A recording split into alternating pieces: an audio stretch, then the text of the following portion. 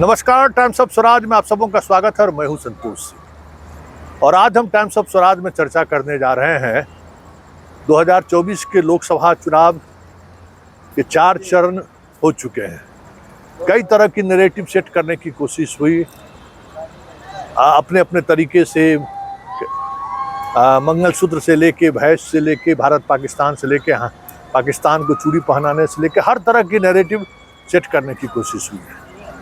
लेकिन 2019 और 2024 में, या 2014 और 2024 में एक बड़ा फर्क ये आ रहा है कि कोई एक ऐसा मुद्दा अभी तक प्रधानमंत्री मोदी को नहीं मिला है जो क्लिक कर जाए। जैसे 2019 में पाकिस्तान का मुद्दा था और वो मुद्दा कहीं न कहीं मणिशंकर अय्यर के माध्यम से उनको प्राप्त मिला था और वो मुद्दा चला जम के। इस बार भी सेम पित्रोदा को लेकर चीज़ें चली, लेकिन एक फेज के बाद दूसरे फेज में वो चीज़ें लगा जैसे कि खुद धीरे धीरे शांत हो गया। वो मुद्दा फिर आगे बढ़ नहीं पाया। इसकी क्या वजह है, या फिर मोदी जो लगातार हर फेज में अलग अलग नैरेटिव सेट करने की कोशिश कर रहे हैं, अडानी अंबानी तक पहुंच गए। इन तमाम मुद्दों को लेकर क्या सोचती है पब्लिक, क्या समझती है, ये सारी चीज़ें आती रही हैं। लेकिन हम दिल्ली में हैं और दिल्ली में हम कुछ पत्रकार मित्रों से भी संदर्भ में बात की है इसी सिलसिले में। यहाँ के सीनियर जर्नलिस्ट हैं पवन जी, उनसे हम जानना चाहते हैं कि आखिर ये जो कुछ चल रहा है 2024 के इस चुनाव में, क्या कुछ अलग है 2014 और 2019 के। पवन जी, आप हमारे साथ, चलिए इस कार्यक्रम में आपका स्वागत है। पवन जी, एक सीधा सवाल आपसे है जी कि 2014, 2019 और 2024 क्या फ़र्क आपको दिखता है? देखिए, जो 2014 का चुनाव था वो एक एंटी इनकम्बेंसी बेसिस पे चुनाव हुआ था। वो 10 साल की सरकार थी और एक भ्रष्टाचार के आरोप, दूसरे अन्य आरोप, तो कुल मिला के देश की जनता को एक बदलाव का संदेश देना था और बदलाव में शामिल होना था।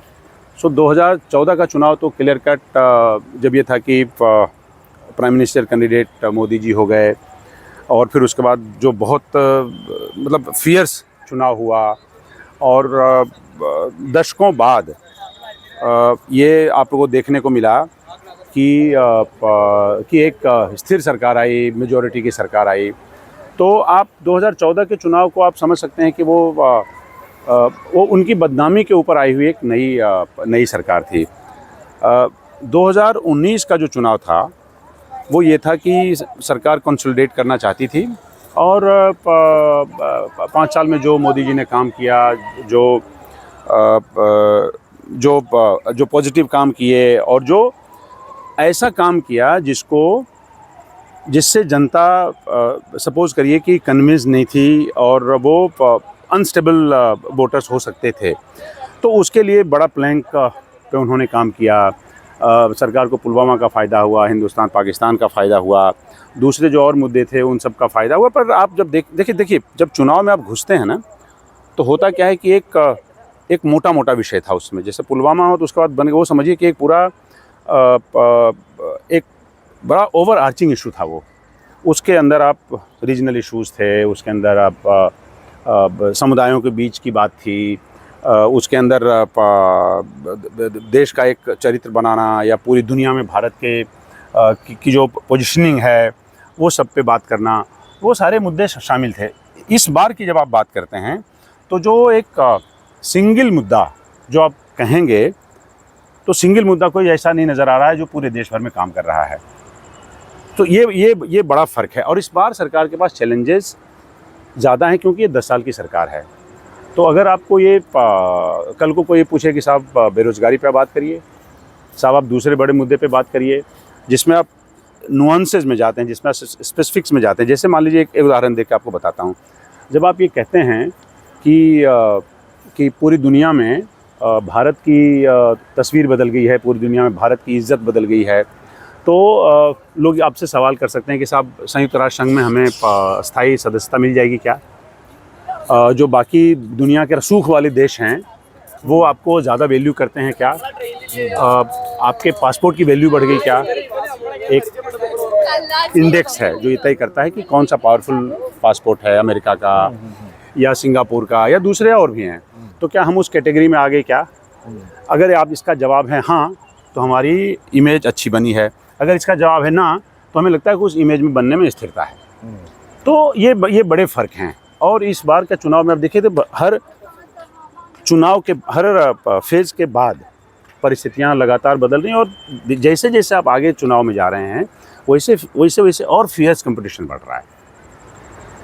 तो क्या लगता है आपको कि ये चीज़ें जो आप देख रहे हैं, प्रचार अभियान को लेकर भी हम बात करें तो हर प्रचार अभियान के दौरान कुछ चीज़ें ऐसी आई जो कंटिन्यू नहीं कर सका। मोदी जिन मुद्दों को लिए वो मुद्दा आगे नहीं बढ़ सका, मतलब वो उसको आवाज़ देना चाहते हैं, मतलब उसके चाहते हैं कि वो रिस्पॉन्ड पब्लिक की तरफ से मिले, लेकिन वो रिस्पॉन्ड नहीं मिल रहा है। आप पहले राम मंदिर से क्यों नहीं शुरुआत करते?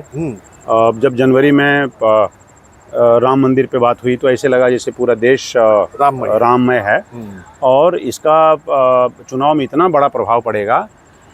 हम सबको ये आशंका थी कि शायद जो पुलवामा का इम्पैक्ट हुआ था वही इम्पैक्ट क्या बोलते हैं राम मंदिर का होगा, लेकिन वो कंटिन्यू नहीं हो पाए, वो फिजल आउट हो गया। अब उसके रीजन में जाएंगे, सोशियोलॉजिस्ट से बात करिएगा वो समझाएगा आपको, पॉलिटिकल साइंसिस्ट से बात करेंगे वो समझाएगा, तो वो नहीं काम किया। तो ये मैक्रो इशू हैं जैसे राम मंदिर से। अब उसमें जब चुनाव में आप घुस गए हैं तो आपको देखने का अच्छा ये काम नहीं कर रहा है तो आप माइक्रो इशू में आइए। और एक और चीज़ आपको बताता हूँ कि इस बार के चुनाव में यूपी से लेके बिहार तक, बिहार से लेके आंध्रा तक, आंध्रा से लेके केरला तक, सब जगह बड़े लोकल इश्यूज़ भी काम कर रहे हैं। लोकल इशू जो कहीं कहीं हाइपर लोकल इश्यूज़ काम कर रहे हैं। तो ये जैसे जो चैलेंजेस आ रहे हैं, जो चैलेंजेस फ़र्ज़ करिए कि ये महसूस करते हैं। देखिए मोदी जी जो चुनाव में बोलते हैं वो कोई अकस्मात फ़ैसला नहीं होता कि वो स्टेज पे चढ़ गए और उन्होंने साहब बोला कि ये आज इस पे बोलना है, ऐसा नहीं होता। इनका प्रचार तंत्र है, उस पर एक स्थिरता है और उस पर बहुत मंथन के बाद ये समझते हैं कि साहब आज 3 भाषण है या 4 भाषण है, तो उसमें एक भाषण में कोई ऐसा मुद्दा बनाना है जो अगले 4-5 दिन तक कंटिन्यू करे।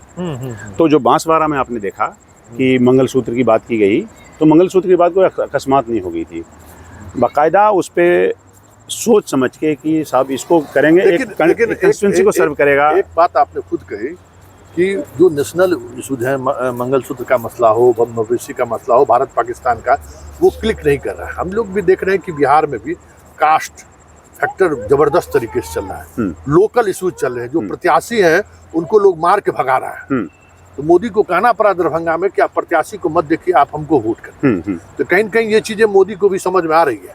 अगर वाकई में ये फैक्टर चल रहा है, स्थानीय मुद्दे चल रहे हैं, कास्ट चल रहे हैं, तो आपको क्या लगता है कि 2024 का परिणाम क्या हो सकता है? देखिए आप ध्यान से देखेंगे, जितनी मेरी समझ बनती है उस हिसाब से कास्ट जो है वो एक ऐसा मुद्दा है जो वही एक ऐसा मुद्दा है जो हर चुनाव में रिपीट भी अगर करते हैं, थोड़ा सा अगर आप उसमें मसाला लगाते हैं तो वो मुद्दा काम करेगा। बाकी जो दूसरे मुद्दे आपने कहे जैसे मवेशी के मुद्दे, हिंदी, हिंदुस्तान, पाकिस्तान, ये सब ने एक लेवल पे जाके ये प्लेटो की तरह हो जाते हैं। वो लेवल पे जाके वो उसका बार बार इस्तेमाल आप नहीं कर सकते। वो उसका एक ही जो इमोशन से जुड़े हुए मुद्दे हैं वो उसका बार बार इस्तेमाल अगर आप करेंगे तो आपको तो क्या लगता है उस स्थानीय मुद्दे और अगर कास्ट ओरिएंटेड सोसाइटी अगर वोटिंग हो रही है तो क्या परिणाम पर कितना प्रभाव पड़ेगा? पढ़ना चाहिए। मेरा मानना है कि जैसे फ़र्ज़ करिए कि बिहार में भी है, यूपी में भी कास्ट के मुद्दे हैं।